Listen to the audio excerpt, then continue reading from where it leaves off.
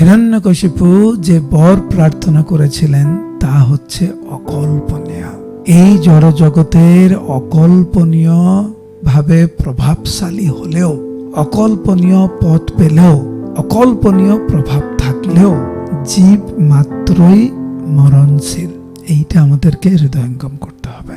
শ্রীমদ্ ভাগবতের 7ম স্কন্ধের 3য় অধ্যায়ের এই শিক্ষা আমরা যদি দৈনন্দিন জীবনে আমরা প্রয়োগ করি, আমরা খুব তাড়াতাড়ি ভক্তিপথে আমরা এগোতে পারবো।